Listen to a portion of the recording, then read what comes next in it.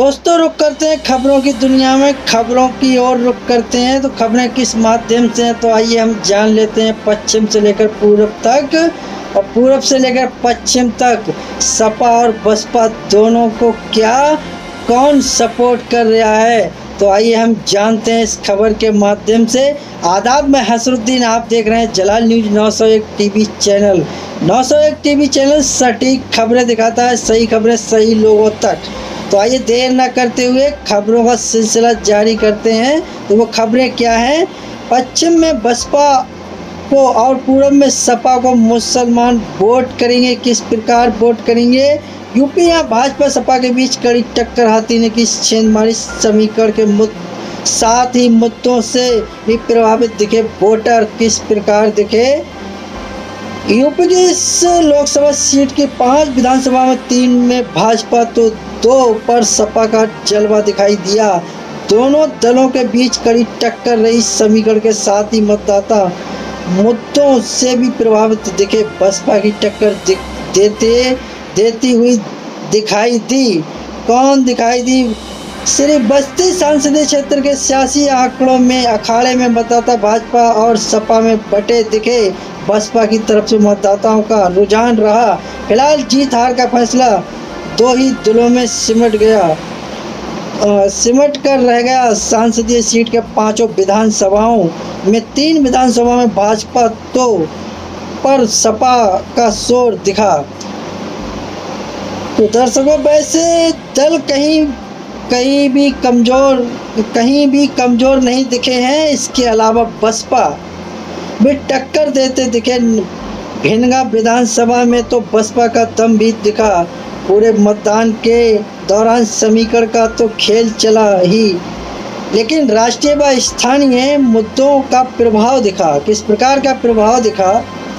भाजपा व सपा के प्रत्याशियों को जिस कारणों से नुकसान हुआ, उसकी भरपाई भी दोनों कहीं करते दिखे। श्री बस्ती जिले में भीतरघात से जहां भाजपा को सामना करना पड़ा, वहीं सपा से भाजपा में ऐन वक्त में शामिल हुए पूर्व विधायक दिलीप वर्मा व माधुरी वर्मा ने सपा के समीकरण को भी प्रभावित किया।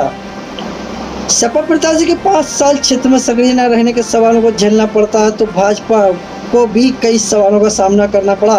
फिलहाल चुनाव में सपा के प्रत्याशी व मौजूद सांसद रामकिशोर शर्मा नहीं क्षमा चाहेंगे राम शिरोमणि वर्मा के बीते 5 साल के क्षेत्र से दूरी बनाए रखना भारी पड़ता दिखा। यह अलग बात है कि मुस्लिमों के पास विकल्प न होने के कारण उन्हें मत खूब मिले, लेकिन काफ़ी मुस्लिमों ने बसपा को भी वोट किया। ज़्यादातर बसपा की तरफ पठान मुस्लिम गए। यही नहीं, भाजपा के साकेत मिश्रा को भी श्री बस्ती जनपद की दोनों विधानसभा सीटों पर मुसलमान वोट भी मिले हैं। इसके पीछे भाजपा के एक पुराने नेता हैं जो इस समय एक राज्य में संवैधानिक पद पर हैं। उनके परिवार के साथ ही भाजपा को मजबूती मिली। गांसड़ी के उस चुनाव 7 को फायदा ज्यादातर भाजपा को हुआ। वहीं बलरामपुर, सदर व तुलसी विधानसभा में मतदाताओं की पसंद में भाजपा आगे दिखी, तो सपा भी किसी से कम नहीं रही। प्रत्याशियों ने किए जीत के दावे। मतदाताओं के मूड को भांपने में दिन भर की कवायद के लिए भी दावेदारों की पूरी तसल्ली तो नहीं रही, लेकिन तीनों दलों के प्रत्याशियों ने जीत के दावे किए। भाजपा के साकेत मिश्रा ने मतदाता पर भरोसा जताते हुए कि भाजपा की नीतियों पर लोगों ने विश्वास जताते हुए मतदान किया है। परिणाम से सकारात्मक रहेगा। सपा के रामकिशोर शिरोमणि वर्मा ने भी कहा कि उन्हें जीत मिलेगी। वहीं बसपा के मोइनुद्दीन खान ने कहा कि पूरे क्षेत्र की जनता ने उनका साथ दिया है, जीत मिलेगी। इस तरह दावेदारों का भरोसा मतदाताओं ने टूटने नहीं दिया। किस प्रकार ने टूटेगा? श्री बस्ती में भाजपा की रही मजबूत। श्री बस्ती विधानसभा भाजपा मजबूत रही। यहाँ भाजपा विधायक राम प्यारेलाल पांडे ने प्रतिष्ठा से इस चुनाव को जोड़ रखा था। वो बात से भी संतुष्ट थे। उनकी पार्टी में उनके विरोधी को इस बार टिकट नहीं मिला। ये अलग बात कि पार्टी के ही एक गुट के विरोध से सपा भी टक्कर में रही। यहाँ सपा ने साल 2019 के चुनाव में जीत भी दर्ज की थी, लेकिन इस बार भाजपा आगे बढ़ती दिखी। देख रही है, प्रधानमंत्री नरेंद्र मोदी का कार्यक्रम भी इस क्षेत्र में लगातार इसका भी प्रभाव दिखा। समीकरण के लिहाज से भी यहाँ ब्राह्मण व दलित मतदाता काफी हैं, इससे भाजपा को फायदा हुआ। भिलगामा समीकरण का दाव रहा, सपा भी मजबूत। भिलगामा विधानसभा में सपा विधायक इंद्राणी वर्मा और बसपा नेता मोहम्मद असलम रायनी भी सपा में रहे। इसमें यहाँ सपा मजबूत स्थिति में रही। हाल में भाजपा में आए दिलीप वर्मा व माधुरी वर्मा ने भी वोट दिलाने में अहम भूमिका निभाई। इससे कुर्मी बाहुल का विधानसभा में भाजपा भी बेहतर स्थान पर रही। तो वहीं आपके लिए बता दें, इसी क्षेत्र के सिरसिया निवासी मुनुद्दीन खान बसपा से लड़ रहे थे, जिससे एक वर्ग विशेष के मतदाता उनकी तरफ भी जाते दिख इस तरह यहाँ तीनों में लड़ाई बनी रही। तुलसीपुर में भाजपा व सपा में कांटे की टक्कर। तुलसी विधानसभा भाजपा व सपा में कांटे की टक्कर रही, लेकिन इस बार मुस्लिमों को कम मतदान किया। गनबारिया तुलसीपुर देहात समेत कई गाँवों में मुसलमान मतदाताओं ने मतदान में कम रुचि दिखाई। ब्राह्मण व मुस्लिम बाहुबल क्षेत्र को होने के इसके यहाँ मतदान काफ़ी अहमियत रखता है। ब्राह्मण व क्षत्रिय भाजपा में गए, यहाँ के पिछड़े और दलित मतों में बंटवारा दिखा। किस प्रकार मतों में बंटवारा दिखा? वहीं मुस्लिम भी एक स्थान नहीं गए, इससे यहाँ पर भाजपा व सपा में कांटे की टक्कर है। यहाँ भाजपा विधायक कैलाश नाथ शुक्ल के साथ ही देवी पाटन मंदिर का भी प्रभाव पड़ा, इससे भाजपा को अच्छे प्रदर्शन की उम्मीद है। गैसरी पिछड़े व दलित के दाव में घिरी भाजपा व सपा। गैसरी विधानसभा पिछड़े और दलित मतदाताओं से राजनीतिक दशा तय होती है। यहाँ विधानसभा का उपचुनाव भी था, इससे वोट भी ज़्यादा पड़े। यहाँ यादव बिरादरी अधिक है, जो सपा की ओर जाती दिखी। ये अलग बात है कि कुछ ने भाजपा को भी वोट दिया। इसके अलावा कुर्मी मतों में बिखराव होते दिखा, लेकिन ज़्यादातर ने सपा को वोट दिया। दलित मतदाताओं ने सपा व भाजपा के साथ ही बसपा को भी वोट दिया है। ज़्यादातर बसपा व भाजपा को वोट किया है। मुस्लिम मतदाताओं ने सपा की ओर ही रुख किया, लेकिन कुछ मत व्यक्तिगत संबंधों से भाजपा को भी मिला है। इससे यहाँ दोनों दलों में कांटे का संघर्ष रहा है। बलरामपुर सदर में भाजपा रही भारी को वोट बटोरे। बलरामपुर सदर भाजपा भारी दिखी, सपा के प्रत्याशी खपा। मुस्लिम मतदाताओं ने बसपा को वोट किया, जिससे भाजपा मजबूत रही। वहीं दलित ब्राह्मण क्षत्रिय बाहुल क्षेत्र में इन तीनों वर्ग के मतदाता को रुझान सुबह से ही भाजपा की ओर ही दिखा। वहीं मुस्लिमों ने मतदान भी काफ़ी कम किया, जिससे पूरे जिले में सबसे कम मतदान इसी विधानसभा में हुई।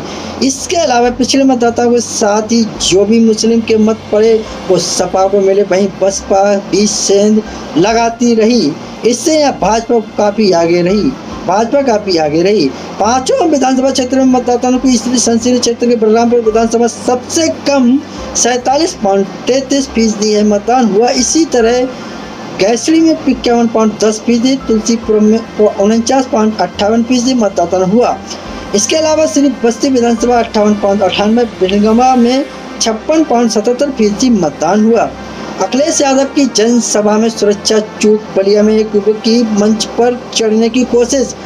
जानकारी के मुताबिक यूपी के बलिया में सपा चीफ अखिलेश यादव की जनसभा में एक युवक सुरक्षा के घेरा तोड़कर अखिलेश यादव से मिलने के लिए मंच पर चढ़ने वाला था। इस बाकी एक वीडियो भी सामने आया, जिसमें युवक दौड़कर आता है और छलांग लगाकर मंच पर चढ़ने का प्रयास करता है, लेकिन इसी बीच एनएसजी कमांडो उससे बहुत फुर्ती के साथ दबोच लेता है।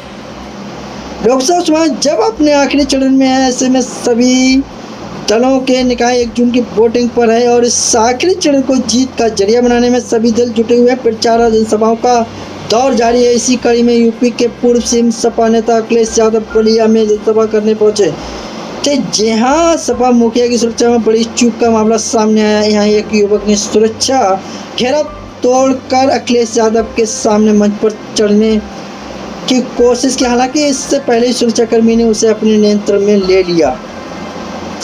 तो दर्शकों, ये वो खबरें थी जिनसे हमने आप सभी दोस्तों के लिए अवगत कराया। तो खबरें, यूपी में मुसलमान के दबदबे वाली सीटों पर बसपा ने क्यों उतारे हैं हिंदू कैंडिडेट। लोकसभा चुनाव में यूपी में इस बार सपा बीएसपी जैसी पार्टियों ने मुस्लिम बाहुल इलाकों में हिंदू उम्मीदवारों को टिकट दिया है। बीएसपी ने 7 और सपा ने सिर्फ 4 मुसलमानों को टिकट दिया है। लोकसभा इलेक्शन 2024 उत्तर प्रदेश, बिहार जैसे राज्यों में चुनाव के समय जातीय समीकरणों को देख पार्टियां काफ़ी हद तक उम्मीदवार को चयन करती हैं। मुस्लिम बाहुल्य इलाकों में मुसलमान उम्मीदवार ही पार्टियों की पहली पसंद रहे हैं, लेकिन इस बार यूपी में बीएसपी और सपा ने मुस्लिम बाहुल्य इलाकों में मुस्लिम उम्मीदवार को उतारने की बजाय हिंदू प्रत्याशियों को टिकट दे दिया। आखिर इसकी क्या वजह है? वजह क्या? पश्चिमी यूपी में 26 से 50% तक है मुस्लिम वोटर 26 लोकसभा सीटों पर अहम भूमिका अदा करते हैं, जिसमें 74 सीटें पश्चिमी यूपी और रुलखंड क्षेत्र में है। सपा ने अभी तक सिर्फ 4 मुस्लिम प्रत्याशी बनाए हैं, जबकि बसपा ने 7 मुसलमानों को टिकट दिया है। कांग्रेस ने यूपी की 2 सीट पर मुस्लिम कैंडिडेट उतारे हैं, जबकि बीजेपी ने एक भी मुस्लिम को टिकट नहीं दिया। बीजेपी पहले भी ऐसा ही करती रही है, लेकिन सपा ने इस बार स्टैंड बदल दिया। मुस्लिम बाहुल्य सीटों पर हिंदू समुदाय के प्रत्याशी उतारे हैं। यूपी के मेरठ, बिजनौर, मुजफ्फरपुर, मुरादाबाद, कैराना, संभल, बरेली, बदायूं, गाजीपुर, श्रीबस्ती, गोंडा, आजमगढ़, फिरोजाबाद, लखनऊ, लखीमपुर खीरी, धौरहरा, शाहाबाद, बागपत, प्रतापगढ़, सीतापुर, देवरिया, डुमरियागंज, सुल्तानपुर, संत कबीर नगर, उन्नाव, रामपुर और सीतापुर लोकसभा मुस्लिम समुदाय के नेता चुनाव लड़ते हैं। इन सीटों पर कभी ना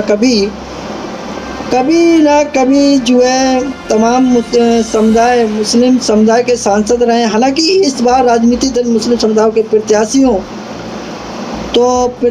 मुस्लिम समुदाय के सांसद रहे हैं। हालांकि इस बार राजनीतिक दल मुस्लिम समुदाय के प्रत्याशियों को उतारने से बच रहे हैं, जिसमें कई सीटों से जो है मेरठ से लोकसभा बीजेपी अरुण गोविंद को उतारा है, तो सपा ने भानु प्रताप सिंह को, बसपा देवेंद्र त्यागी को उतारा है। इस तरह के तीनों प्रमुख पार्टियों ने हिंदू कैंडिडेट ने, जबकि इससे पहले सपा और बसपा मुस्लिम कैंडिडेट को उतारते रहे हैं, मुस्लिम सांसद भी रहे हैं। 2019 में बसपा के याकूब कुरैशी बहुत मामूली वोट से हार गए थे।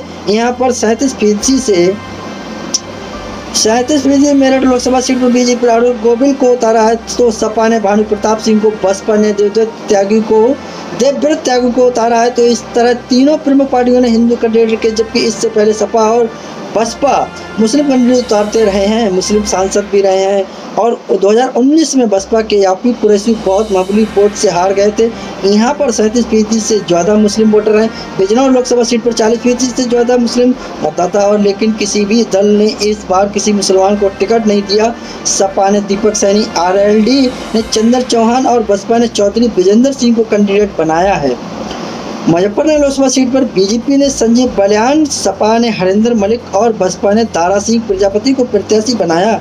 इस तरह से तीनों ही प्रमुख मुजफ्फरनगर सीट पर बीजेपी संजीव बलियान, सपा हरिंदर मलिक, बसपा ने दारा सिंह प्रजापति प्रत्याशी बनाया। इस तरह से तीनों ही प्रमुख पार्टियों ने किसी ने भी मुस्लिम को टिकट नहीं दिया, जबकि यहाँ पर करीब 34% मुस्लिम वोटर्स हैं।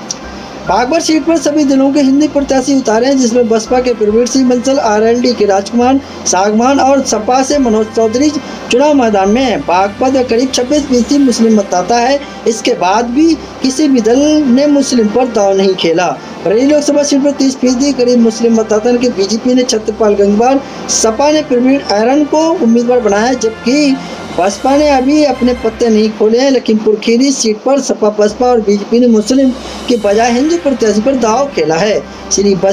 श्रीबस्ती लोकसभा सीट पर करीब 40% के करीब मुसलमान वोटर हैं, लेकिन किसी भी दल ने कोई टिकट नहीं दिया। श्रीबस्ती लोकसभा सीट पर करीब 40% के करीब मुस्लिम वोटर हैं, लेकिन किसी भी दल ने कोई टिकट नहीं दिया। श्रीबस्ती पहले बलरामपुर के नाम से जानी जाती, यहाँ से रिजवान जहीर और फसीहुर रहमान सांसद रह चुके हैं। आजमगढ़ लोकसभा सीट पर मुस्लिम समुदाय 27% हैं। उत्तर प्रदेश की सियासत में मुस्लिम वोटर 7 लोकसभा सीट पर 40% ज़्यादा हैं। इन्हें 7 में से 6 जगह पर मुस्लिम सांसद 2019 में चुने गए। 2014 में एक भी मुस्लिम सांसद नहीं चुना गया। आज़ादी के बाद पहली बार ये था कि जब कोई मुसलमान चुनाव नहीं जीत सका है, तो मुस्लिम समुदाय मतदाता लंबे समय पर उत्तर प्रदेश के किंगमेकर मेकर की भूमिका अदा करते रहे हैं। लेकिन वक्त के साथ सियासत ने ऐसी करवट ली कि राजनीतिक अल्पसंख्यक से हटकर बहुसंख्यक समुदाय के इर्द गिर्द सिमट गई। ये वजह है कि बसपा से लेकर कांग्रेस और सपा तक के किसी मुस्लिम कैंडिडेट पर दांव खेलने से बच रही है। हर पार्टी जो दाव खेलने से बच रही है। उत्तर प्रदेश की सियासत में मुस्लिम वोट सभा 7 लोकसभा सीट के 40% से भी ज़्यादा इन्हीं 7 में से 6 जगहों पर मुस्लिम सांसद 2019 में चुने गए थे। 2019 में मुस्लिम सांसद नहीं चुना गया था। आज़ादी के बाद पहली बार यह था कि जब कोई मुस्लिम चुनाव नहीं जीत सका। मुस्लिम मतदाता लंबे समय से उत्तर प्रदेश में किंग मेकर की भूमिका अदा करते हैं, लेकिन वक्त के साथ साथ सियासत ने ऐसी करवट बदली। राजनीति अल्पसंख्यक से हटकर बहुसंख्यक समुदाय के इर्द गिर्द सिमट कर रह गई। वजह सपा से लेकर कांग्रेस तक, कांग्रेस लेकर मुस्लिम कैंडिडेट पर दाव खेलने से बच रही है हर सरकार। बसपा से लेकर कांग्रेस तक किसी भी मुस्लिम कैंडिडेट पर दाव खेलने से हर सरकार जो है बच रही है वहाँ पर। तो दर्शकों, ये वे खबरें थी जिन खबरों से दर्शकों हमने आप सभी के लिए जो है अवगत कराया। दोस्तों, मुझे उम्मीद है खबरें आपके लिए जो है अच्छी लगी होंगी, सही लगी होंगी। तो एक आगाज़ कीजिएगा, खबर को जांचा परखा समझा होगा भली बात। इसी प्रकार की लेटेस्ट खबरें लेकर आपके बीच हाजिर होता हूं। तो दर्शकों, एक आगाज़ करके जाइएगा, जिससे हमें सहानुभूति प्राप्त होती है, हौसला अफजाई होती है, एक मोटिवेशन मिलता है। उसी मोटिवेशन को लेकर हम आपके बीच हाजिर होते हैं, नई तरोताज़ा खबरों से अवगत कराते हैं। तो दर्शकों, जो चैनल को ज़्यादा से ज़्यादा शेयर करें, लाइक करें, कमेंट करें, सब्सक्राइब करें, घंटी वाला बटन ऑल करना ना भूलें, जिससे हर नोटिफिकेशन आप तक पहुंच सके। तो दोस्तों, खबर दिखाने का मकसद रहा लोगों के लिए जागरूक करना, ना कि किसी की भावनाओं को ठेस पहुंचाना। तो दोस्तों, खबरों में हमारे साथ बने रहने के लिए हमारे चैनल जलाल न्यूज़ 901 के लिए सब्सक्राइब करें, जिससे हर खबर आसानी से मिल सके। जय हिंद।